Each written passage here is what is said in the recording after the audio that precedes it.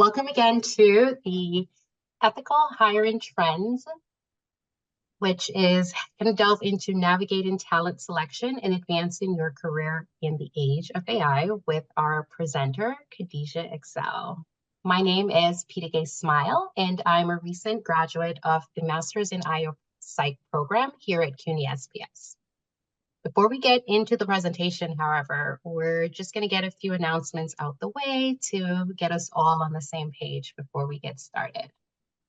First and foremost, the session is being recorded and will be published in the CUNYSPS website after the conference concludes.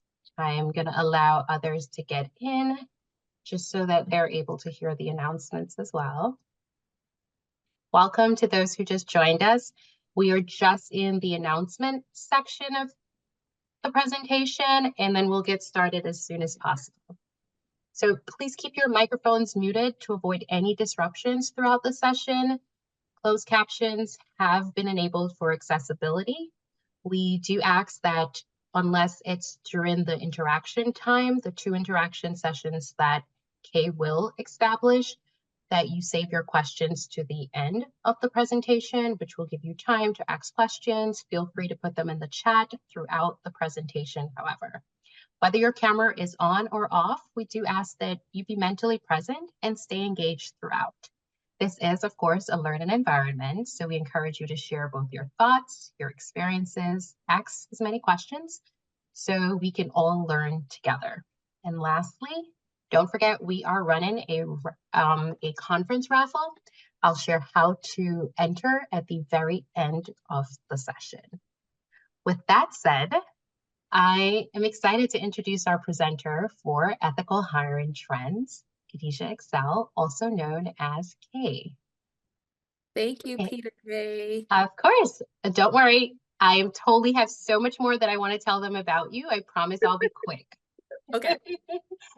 Kay currently works as a talent acquisition, specializing in process improvements from both the talent and internal operations side. She is pursuing an executive master's in IO psychology at the Baruch College, bringing a strategic lens to recruitment, workforce planning, and org development. With a background in program management, Kay has led data-driven hiring initiatives, designed structured programs, and optimized talent strategies across sectors. She is passionate about ethical hiring practices and integrates evidence-based strategies into practical applications that drive both recruitment success and overall efficiencies throughout the organization. Kay is also a member of SHRM, ATD, PSYOP, and Blacks in IO, staying deeply involved in developing talent acquisition practices rooted in both equity and efficiency. And without further ado, I will turn the virtual mic over to Kay. Thank you. Okay, thank you, Peter Gay. Welcome, everyone. I just want to say I'm really excited to be here tonight at the SPS Student Leadership Conference 2025. As a former SPS student myself, it really does mean a lot to me to be a part of this conversation with our community and our extended community. This topic is especially important to me, and not just because I work in talent acquisition, but because I've seen firsthand how AI is reshaping hiring practices.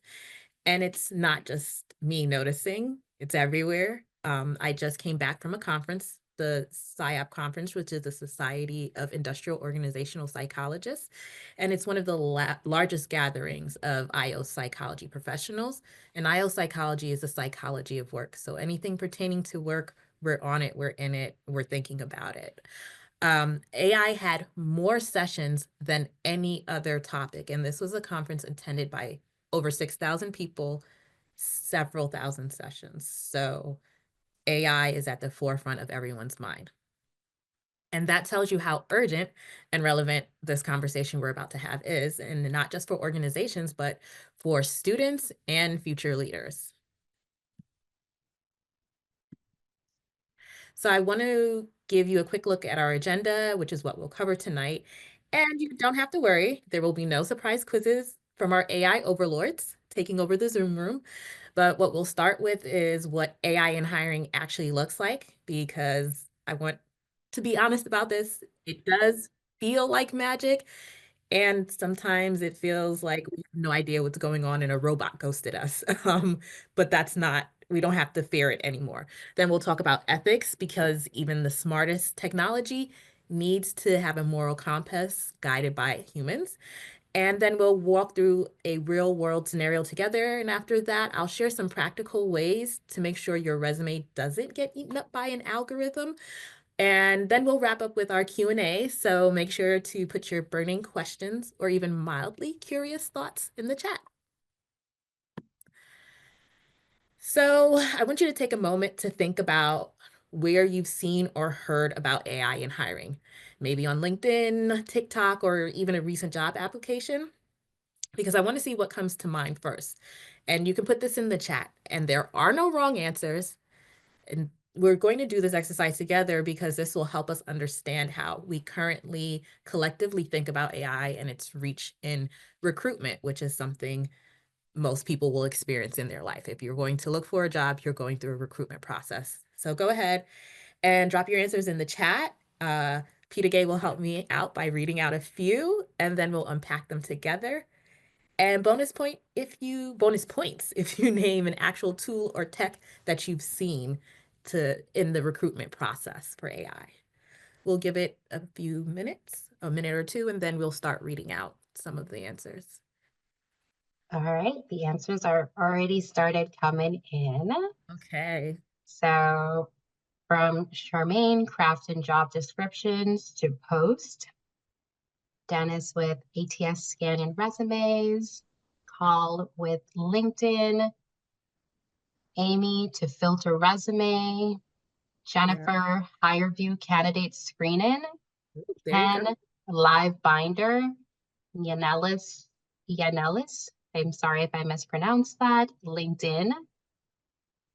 So all of you have named some of the actual tools or tech. So LinkedIn has an AI way. They have 3 separate things that they use for you to uh, check to see if your resume will measure up to the job you're applying to. They have a way to help you drop keywords in. So LinkedIn has been, there was a few others that were mentioned, but most people do know the LinkedIn stuff. HireVue does have some interesting tools going on.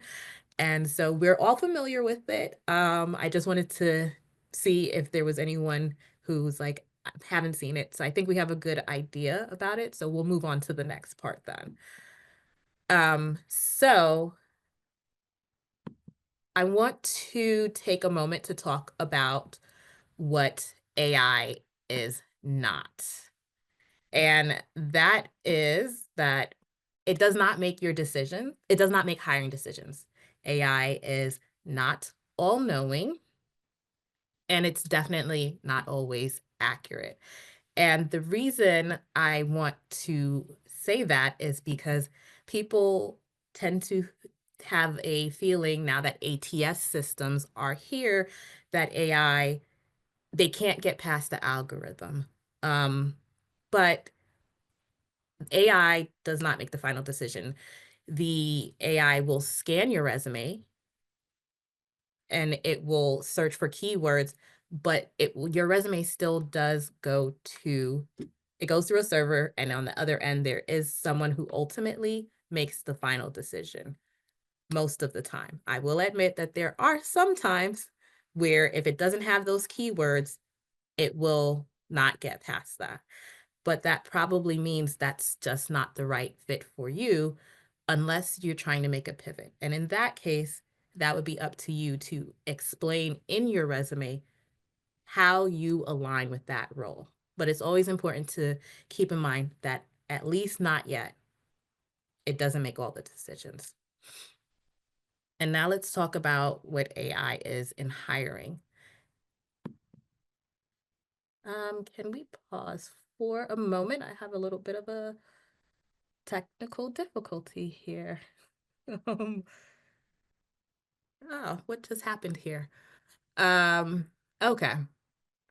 So right now, AI, what is it? It's the automated resume screening, AI-powered video interviews, chatbots, and predictive analytics. I'm sorry, I have to just give me one moment. Something is unbelievable. Everything was going fine. Sorry, guys.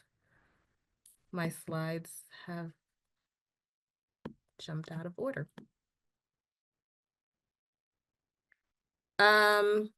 Is it possible to stop sharing screen for just a moment and so I could try to fix it? Absolutely. I'm gonna stop sharing. Okay. What just happened here? All right. While we wait, Yeah. how about we think of some questions that you guys Question. have? Yeah. If there's a question, I can start. Yeah. Just some questions. I know that, the idea of, oh, I'm spotlighted. Is it An idea of always what the market looks like now, what's going on with the hiring, what are some things to look out for? I feel like those are questions that come up in a lot of rooms that I'm in, even as students. So feel free to throw some of your questions in the chat, because Kay is going to really be able to help answer some of those towards the end of the session. I don't think this worked. Okay. Ooh, Dennis came with a really good question Okay. at the conference. Oh, I love that one. I'll Okay. definitely spotlight it for later. Is it because I'm still I'll messing give you around? time. I'll save it Okay. for later if you want. This is sorry. I No don't worries. I'm going to close out my thing and then try to do it again. Of course, it was going so great earlier. I hope you guys are thinking of some really, really good questions. Okay, and let's see. Restore down on the Zoom, and I'm going to try to share it.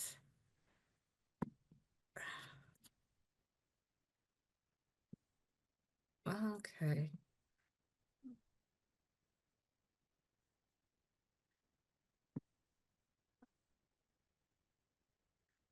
Okay, and what are you guys should be seeing the slide. I'm going Yep, to go back to, we are seeing it. okay. We're on what AI is not. All right, so let's just start from there.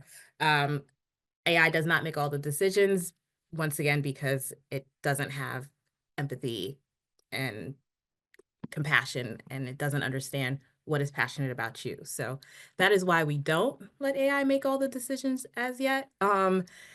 Also, something I do want to point out, AI is only as good as the data it is trained on. So that means what you put in, or whoever programmed it, is the knowledge it has. So it wouldn't make sense to let it make the decisions in hiring, because oftentimes that can lead to bias, because whatever set of programmers are programming it only has the knowledge that they know to share. So that's why we're not there yet. But what is it? I'm sorry, I'm trying to speed up now. Like, let's break down how AI is currently used in the hiring process. So I did mention automated resume screening, which is, you know it as ATS, applicant tracking systems. And we use these to scan and for keywords, qualifications, filter candidates before a human sees them. And obviously, like we talked about, if your resume doesn't align, it's highly unlikely a human will see it. So even particularly if you're doing a career transition, you may not have the job titles and stuff like that. So you have to pick out the skills and put that in, align that with the keywords that you saw in the job. The AI powered video interviews. So this is a very interesting component, because some companies are using software tools to analyze tone, word choice, and even facial expressions. So just now when I was in a bit of a tizzy here when my PowerPoint went crazy, AI would have picked up on that. And because it's assessing dimensions such as my confidence, enthusiasm, or fit. And in that moment, obviously, my confidence and enthusiasm was not at the best level. So AI would have flagged me. um, Even though I know the subject matter, I have it, information, they would have just said this person, not good. But then I want to talk about chatbots. You might have seen them. We were used to chatbots when you go onto like a shopping site or if you want to pay a bill or something like that. But chatbots are popping up on organizations' websites now, and sometimes they can be used to guide you through the application process, the steps you need to take, or even ask you initial questions to steer you into a role that might be more aligned with your skill set. Or sometimes even just saying, hey, we saw you were looking for a job, but you're leaving.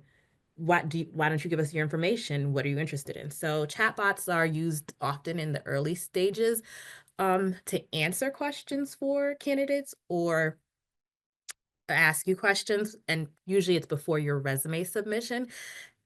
I personally predict that that space is going to grow in usage of it. Not sure how I feel about it, but I do think it will grow. And then finally, I want to talk about predictive analytics, which is to me one of the most fascinating and powerful ways AI is being used in hiring because it uses all kinds of data, like your resume, obviously assessments, and things like how fast you applied. Did you even think that, yes, they're tracking how long it took you to fill out the application? Some organizations have that capability within their internal AI programs. And they use that to predict which candidates are most likely to succeed in a role. I think that is a very dubious way to say it took them, a little bit longer. Someone might be more considerate, but this is actually happening because of the focus on behavioral patterns and application data and past hiring success. So that is something to consider if you are on a very slick application portal that has all the bells and whistles and AI tools, then they are even tracking how long it takes you to answer certain things. And so it becomes not just about whether or not you're qualified, it's about how closely your personal profile matches what has previously worked for them. And I want to give you a little bit more information about predictive analytics in hiring because, once again, it's ranking you and it goes a step further. It combines everything, all that data that you did just from filling out an application or doing an assessment, and creates a score. And then what it's ranking you against is what has been deemed successful by that organization, which is something you don't know. Um, I'm someone who's really interested in measurements and metrics, so this part does fascinate me, although I do have hesitation about it. But it's really based on patterns and making sense of data. And so in that sense, if we know that this type of person who was able to answer in these ways and do things in these steps tends to work in our organization, logically it seems like that will be a good fit. But in hiring, we always have to remember those data points and those numbers represent people. And so that's why I'm hesitant to be like, this is amazing, you know? And I think it's important that we always should ask, what are we valuing in these patterns? Which I go back to the how long it took someone to answer. I don't think we should value just someone who's going to answer an application 10 seconds quicker than someone else. And I'm being facetious, it's not that much, but like that specific, but we should not value something as simple as that over a person who took their time to do considerate answers to the questions. I also think one of the biggest questions we should think about is who is getting excluded by these algorithms. Um, and of course, how do we make this process more equitable? which, you know, in this day and age, some people think of as a scary word, but it's not. And AI uses algorithms to compare your profile against patterns from top performing candidates and being ranked even before a human gets involved. So it's very powerful, but it's also a huge responsibility that we need to keep humans involved in. And once again, that's why it's very important to remember behind every score is a person. And that is why the ethical, thoughtful use of AI in hiring matters. So we've just talked about concerns. We just talked about some of my concerns, but we're going to delve deeper into concerns in AI in hiring. Um, so we know it's powerful, and with that power comes real concerns. And now I want to hear from you, and Peter is going to help me because I can't see your answers right now. In your opinion, what's the most concerning or uncomfortable part of AI being involved in the hiring process? You can drop your thoughts in the chat. I'll start throwing out some stuff. Maybe that'll help you.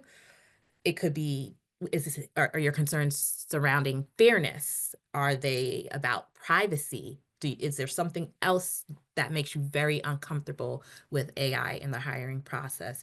And this is a space to share whatever comes to mind. No need to worry about a right or wrong answer. Once again, AI is not here to pick out a pattern. This is really just about perspective and awareness. And we'll take a word, a sentence, and even emoji.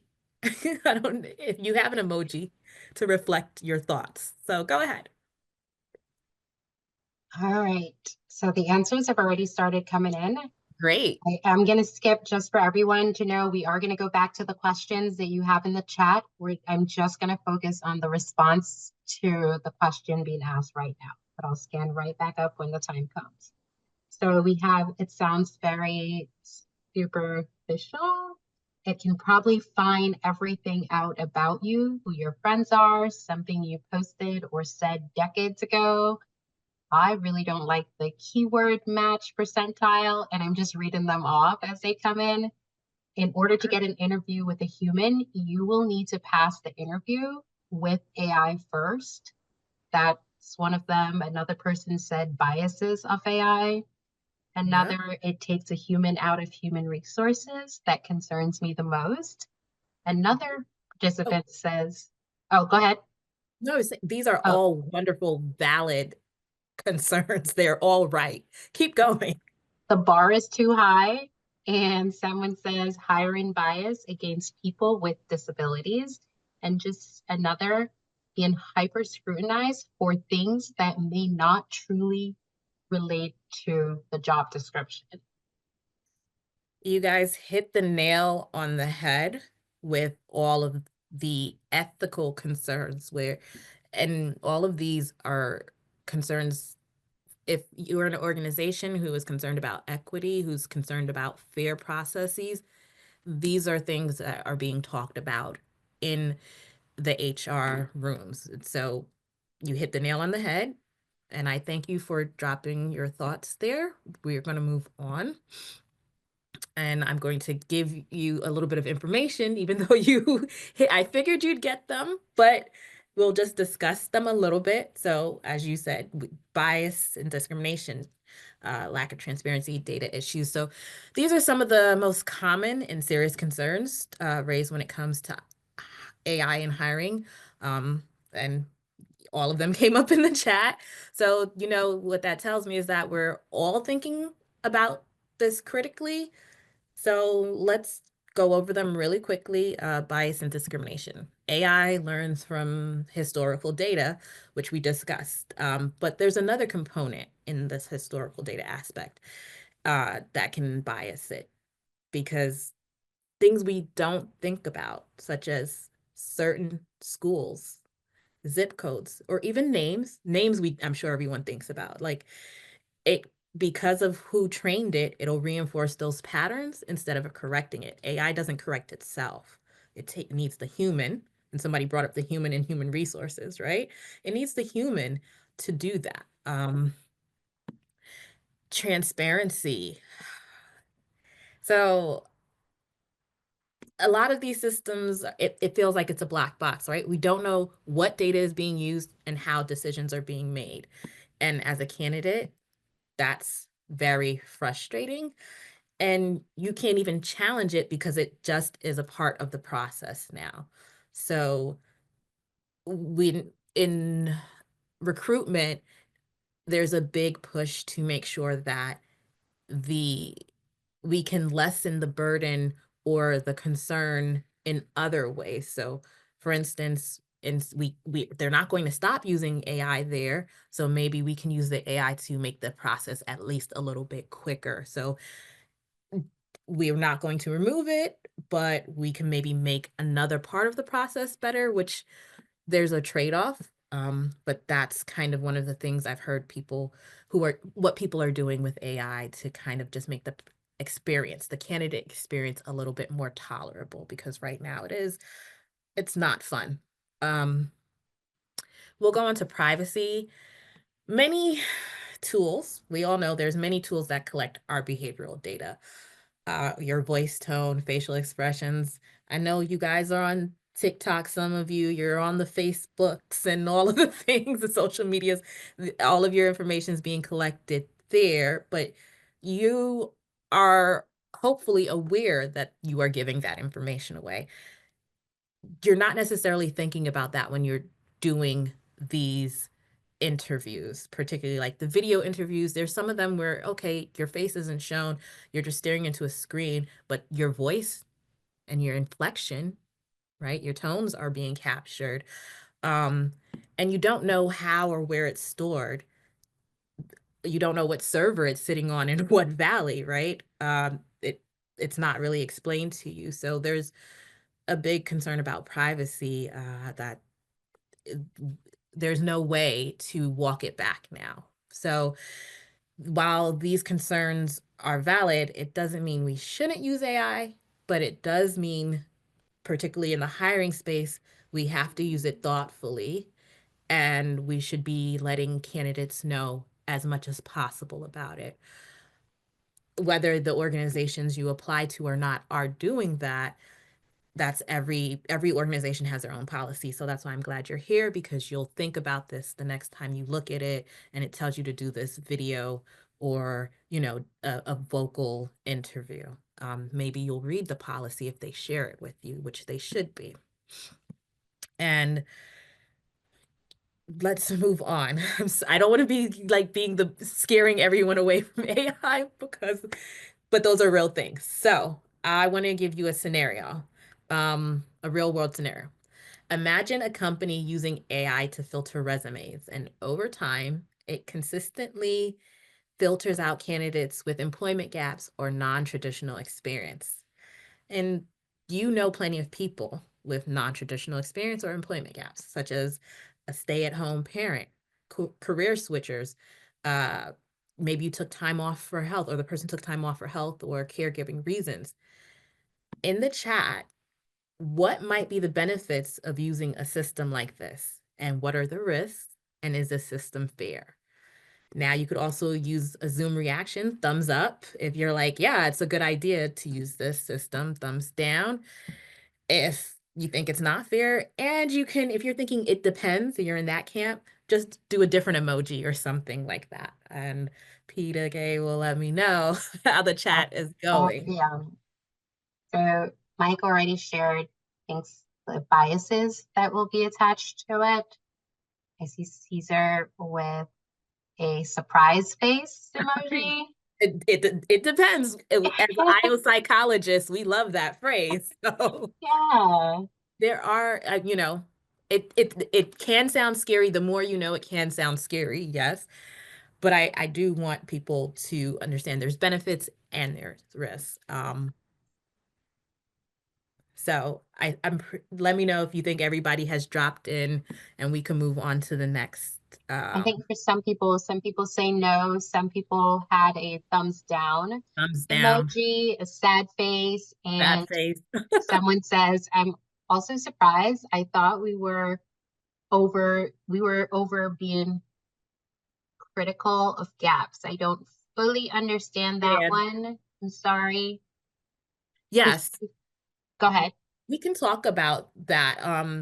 So unfortunately, people will program into their, recruitment process. They don't want someone with gaps, and that is why keeping humans in the process is very important. We should be over gaps. People do take time off. People, and not just to be a parent or because they're sick. Sometimes people take time off because that's just what they want to do, right? Maybe they want to take a vacation. Maybe they could not give up an opportunity to travel the world. That should not penalize you from pursuing your career. And there is that is one of the reasons we need to keep the humans in the organizations, because that person is still valuable, you know? And so thank you for that insight, that we should be over the gaps, because this kind of scenario, that specific scenario right there, shows how automation can unintentionally reinforce exclusion. And once again, why human oversight and thoughtful system design, unfortunately, are so important, right? Like, as much as tech is so powerful, it's never going to be as powerful as the human who designed it. So, something for you guys to keep in mind. The last two were Oh, sometimes the good candidates don't get selected, and Stephen threw a question in. Do the pros outweigh the cons regarding this one?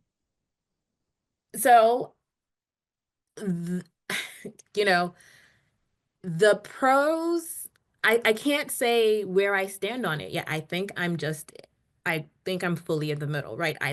As I shared with you guys, I'm interested in the power and the capacity and capability of what AI can do, but I have so many concerns. So I am not the one to say this is the best thing ever since sliced bread, but I can't advocate to be like, no, I mean, we can't walk it all back anyway. We're here, right? We can't walk it all back.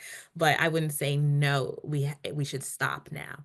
I think that's why I just keep advocating for um, the human aspect and thoughtful design, that our brains, we can make it better. That's the beauty of it, is that we are the ones programming it, and we are the ones who will give it the capability to, just as we gave it the biases, we can strip those down and keep working towards a more equitable solution.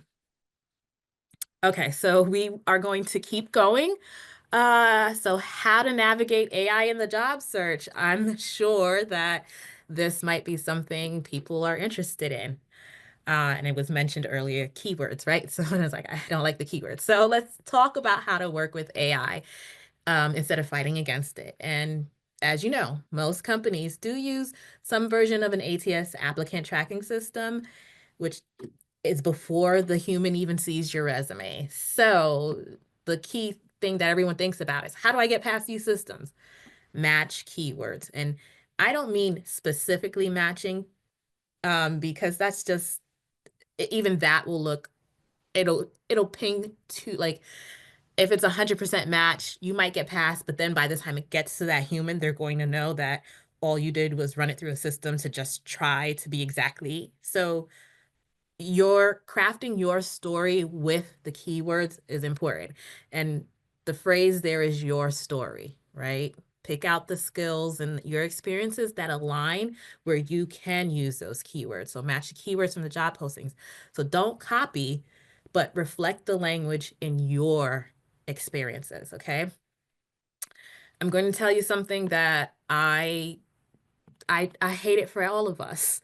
Tailoring each resume. And yes, it is very much work, but it improves your odds. And the reason why you're going to do this is because you are going to apply to things that you actually want to do, that reflect you. So you won't be doing it 1,000 times. You will be doing it for places that, in organizations that you actually align with, a role that you see yourself doing your best work in. And that will be how you end up doing less of the revisions. Formatting, you want it clean, scannable, no columns, no graphics, no tables. That's hard. Like, I love a table, not on your resume. Anything fancy that can confuse like the parsing system, take it out. You just want a basic, clean resume, unless of course you're in a very creative field and your resume is not going through an ATS system. Then you can do whatever you want there for the most part. But for most people, it is going through the ATS, and you're going to want a very clean, parsable resume. Lastly, you guys know about these tools. There's Teal, JobScan, Resi, the LinkedIn. It'll check how AI friendly your resume is. Use the free version as much as you can. So move on from there. So interviews, what to know. One AI tool that's growing in use is the pre-recorded interview, and we talked about it a little bit, where it doesn't necessarily have to be a video. It could be just it could happen on your phone, it could be on a screen, but you're given a set of questions, you record your answers, and then AI analyzes them. And they score you on things like your tone, word choice, and facial expressions. I'm a very expressive person. Those are not good for me, but they are a part of the world now, right? And the intention behind these was to reduce bias and create a consistent experience. But as we all know, it can raise concerns. And I particularly want to point out, especially for neurodivergent candidates or anyone whose communication style doesn't fit a specific mold. And it might feel awkward, but like anything else, practice and preparation can go a long way. So if you know that you don't fit a specific mold, you're going to do practice and preparation, but if you need an accommodation, I want you to ask for one. So if you're asked to complete one, and you think you need an accommodation, you should ask for that. But here's some tips that can help you. You want to find a quiet, distraction-free space. You want to aim for a tone that feels natural and confident. If you're able, try to speak clearly and maintain a steady presence. Not everybody can do eye contact. Not everybody can be steady. Not everybody's speech is what we would call clear, and that is fine too. So you should know that there's also not one right way to show up.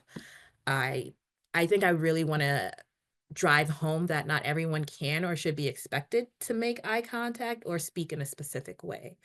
And if those are elements that are challenging for you, that's valid. And that's once again where I go. Requesting an accommodation can make a real difference for you, because I guess the best way I can say it is you deserve a process that allows you to represent your strengths fairly. And so whether it's a live interview, an alternative, or additional time, because sometimes these interviews are given 60 seconds per answer. So you should request those accommodations. So whether it's any of those, don't be afraid to ask if it will help you show up at your best. And you have the right to advocate for your needs. I want to make another note about voice bias, because it is on the screen. AI systems can and do misinterpret accents and speech patterns. So I want you to, if you are feeling concerned about that particular issue, always reach out and advocate for yourself. Of course, facial recognitions, certain skin tones might be a little less accurate. So, you know, it's not perfect. It's not perfect, and you need to do what you need to do to advocate for yourself. So AI for career growth. As you can see on the screen, we've got quite a few things. The tools you can use to help you grow your career. These tools are great for refining resumes, preparing for interviews, getting job suggestions. but I'm going to be real with you for a second. The tool isn't what gets you the job. You get you the job. Your skills get you the job. So you can trust AI to be your assistant, but you should verify and check its work. You've heard me say it a few times. AI is not perfect. It can help you, but it can also hallucinate. And if you don't know, that means it'll make up things that sound good, but are not true. I've run tests when I do audits on resumes, and we've seen it change job titles, add fake achievements, and reword things in ways that if this were real and not an audit, like just a test audit, it would get flagged in a background check, which means you will not get the job. So you don't want to let AI take control. It's your assistant, let it help you refine, but make sure it is still being accurate, okay? The AI version of your resume should still be accurate to you. Use it to support you, but read over everything carefully. Um, the other part, your skill set, while I said your skill set will get you the job, you have to remember a lot of the times your skill set is not unique, right? Can you use Excel? Can you do PowerPoint? So can a lot of other people. What's going to be the difference from these people that have the same similar skills? It's the unique part of you, your approach, your values, your drive, right? And you want to use AI to help you bring that forward when you're telling your story. But AI can't create your story for you. So I don't want you to lose that in the process. So I know with even ChatGPT now, you can talk to it. So if you don't feel comfortable writing, you can talk to it about all the things in a job that excites you and how that aligns to what you have been working towards and building up to or towards, and what skill sets you have, and then let it help you rewrite that story in an engaging way versus just letting it write your resume based on what the job description said. That will be much more compelling. So the compelling part is you, not the perfectly written AI resume. So let's just go to the key takeaways. So right before we wrap up, AI is here and it's changing hiring, whether you like it or not, right? But that doesn't mean we're powerless. We are not powerless. So understanding how it works is what gives you the edge. Second, you can work with AI, not against it. You don't have to be a tech expert to get past AI-driven tools. And a few strategic changes like tailoring your resume and preparing for AI interviews, which, by the way, you can use AI to talk through interviews, do the STAR method, right? There's quite a few different, there's Google. Google has an app too for interviews. That is an invaluable way to prepare yourself for these interviews. Reviewing AI generated content, all of these things can make all the difference, right? So your story matters, and AI might scan your resume, but it doesn't know your journey. And it can't replicate your values or your voice or the way you show up. So that's the part no tool can replace. I want you to, when you use the tool, to remember to put those parts of you into the tool and make sure what's generated back sounds like who you are. Because if it doesn't, when you get in that room, you're not representing you, and a different person's going to show up and the hiring manager is going to know, and it doesn't work. So if you remember just one thing from tonight, let it be this. I want you to use AI with intention, not dependence. These tools are absolutely able to help you support your career, but they are not the solution. You are. Your strategy, your awareness, and your ability to reflect who you are through all of it, that's what moves you forward. So, explore the tests and the tools, but lead the process with your own goals and your own judgment and let them work for you, not define you. And remember, AI can help you get through the door, but you're the reason someone will invite you to stay. And that's pretty much it. Let me see. I think we are at the Q&A and final reflections. What questions do you have? What's one thing, if you don't have a question, I can give you a question, which is what's one thing you're going to try or research after today's session? And I'm going to I'm going to go to this slide here and I'll see if I can see you guys. And Peter Gay, you can start reading questions so I can, Of course.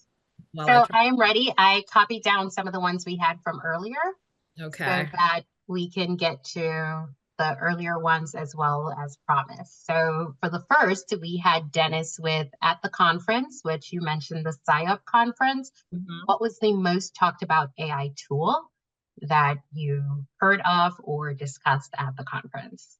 Well, okay, so I will say within that, there is AI, PsyOp has data scientists and a variety of people who are into large language models and all kinds of things. So while there even something like ChatGPT was discussed, mostly about how accuracy, there wasn't one particular tool. It was really more so focused on kind of the same stuff. Like, yay, this stuff is great, but we have to hold its hand. We have to drive it.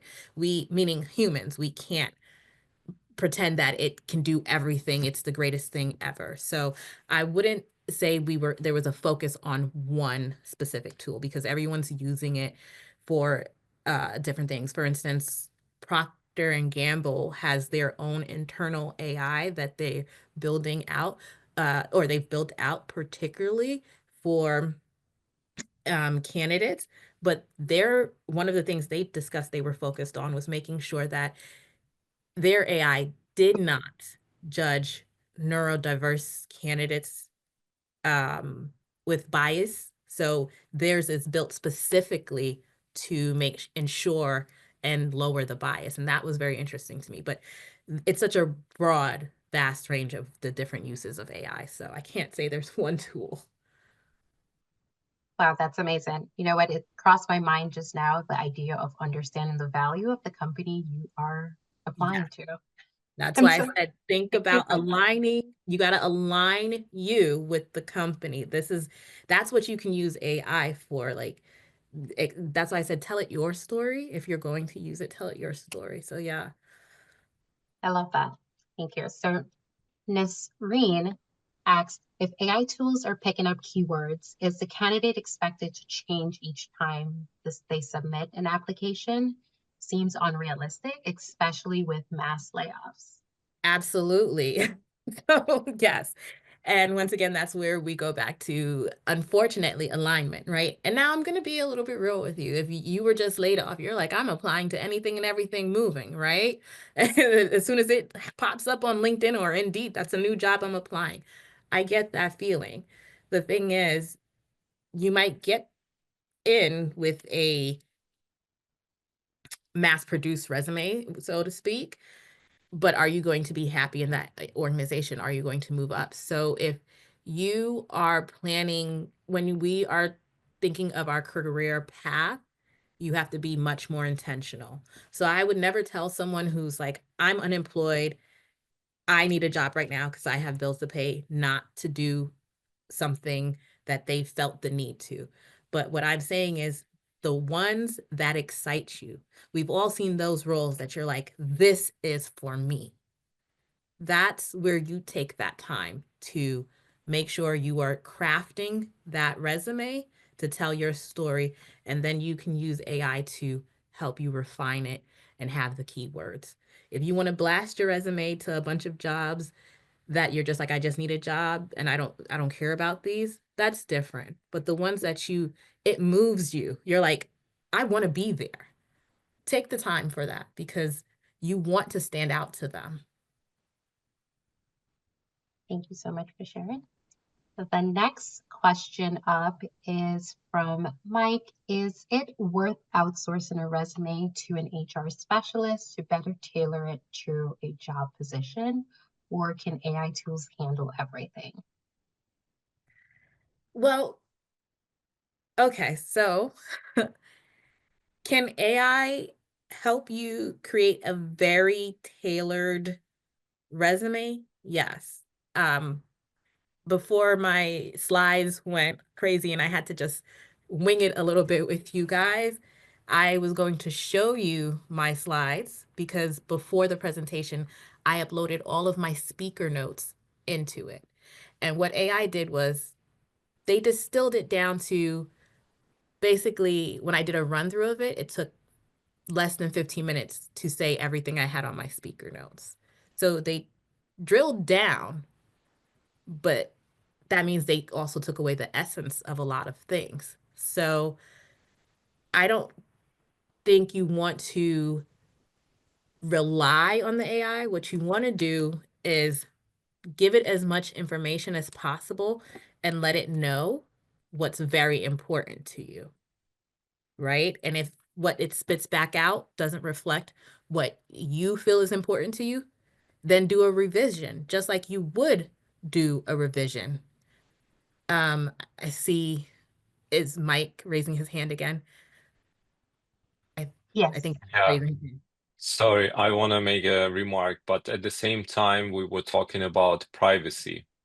Mm-hmm. So, and when you give out like all Mhm. information, so you have to kind of give out a lot of So with you, personal things and experiences. So to kind of to allow AI to tailor this.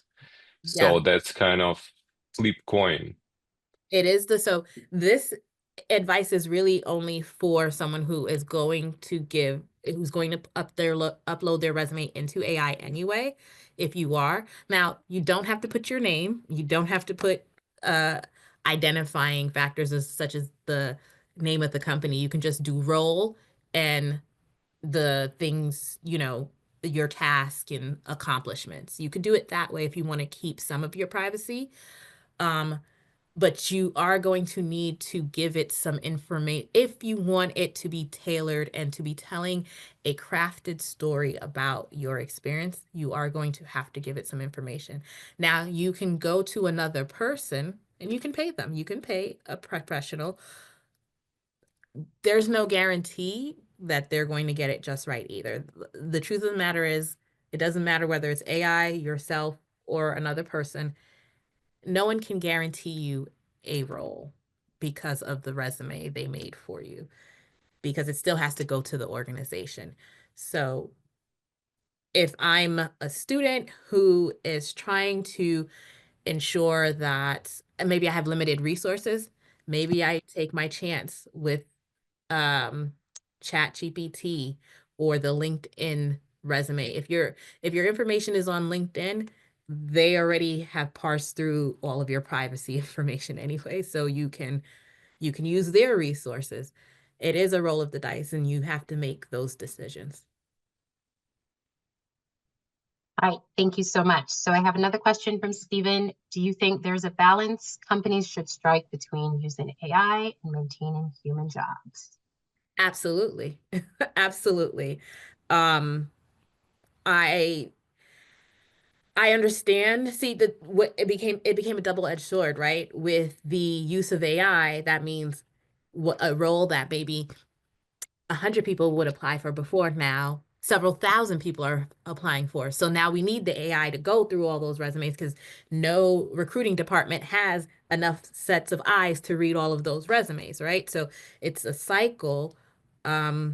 So while we need it now because we've opened up things to so many people by giving access, we can't overuse the human resources that we have, right? The people who read those resumes. So there's still a balance. And that is why, simple things like keywords get past the AI so that it gets to the human. But absolutely, companies need to maintain that human presence to make sure we are still getting in a variety of people that have different experiences, because otherwise the AI is only going to go for a specific set of people. Like, that's why it's not just the whole process and then you start the day after the AI interview, checks your resume, interviews you, and says, okay, they fit the algorithm. We still need that human to make sure that you are a fit for the teams you are joining into. Right. And as our last question for the night, I'm just going to pull one. Did you ever experience a moment from Stephen where AI impacted your decision making or helped you navigate things in a different way? Oh, actually, yes. In my IO program, a cohort member, we did assessments, and a cohort member put her results into ChatGPT, and I was like, okay, I hadn't done it, I hadn't used it, so I did it, and it helped me refine my professional development plan in the last 7 days. I had some things about myself that I want to work on, but I wasn't exactly sure how I wanted to go about it. So by explaining my values, what was important to me, and my time constraints, meaning everything I have going on in life, like I work, I go to school, blah, blah, blah, it helped me come up with like, hey, why don't you do your, quarterly thing? You love doing things by quarters and you love doing, measurable, actionable steps, which I just wasn't able to see that in that moment, because I was just like, I have so much to do. So I was able to use the AI to help me in decision making of how, things I will be doing over the next 3 to 6 months. And I found that fascinating and valuable. Thank you so much for sharing. And thank you again, Kay, for an insightful and thought-provoking session. Tonight, of course, just as a recap, we explored how AI is transforming the hiring landscape, from resume screening and interview automation to workforce planning and talent development. Kay reminded us that while these tools offer great efficiency, they also come with ethical responsibilities. Some key takeaways: job seekers and HR professionals alike must understand how to navigate AI-driven systems thoughtfully, strategically, while advocating for individual needs. Now, a quick reminder, we are running a raffle for those who complete the post-session survey, which is also in the chat. Thank you, Elizabeth, for placing it there for easy access. It will also be emailed to you, and the more sessions you attend, the better your chances of winning. Prizes include conference swag like totes and water bottles and gift cards. CUNYSPS students are eligible to win both swag and gift cards. Alumni, faculty, staff, and other CUNY students can win swag. Be sure to check out your email for the survey or in the chat before you leave. Thank you again for an amazing presentation, Khadija, and to all of you who joined and asked questions and engaged throughout the night. Our next session and final session for this 2025 Student Leadership Conference is tomorrow at noon, and it is entitled Collaborative. It's a collaborative discussion which is aimed at crafting just some ideas around policies for AI use in higher education. So it gives a chance to have a discussion around crafting those policies or just engage in discussion with the CUNY-SPS team. The session will be led by Anthony Sweeney, the Associate Director of Student Life. We hope to see you there. Have a wonderful night. Thank you so much, guys. Thank you so much for coming. Very helpful. Thank you very much. Thank you. Thank Glad you enjoyed it.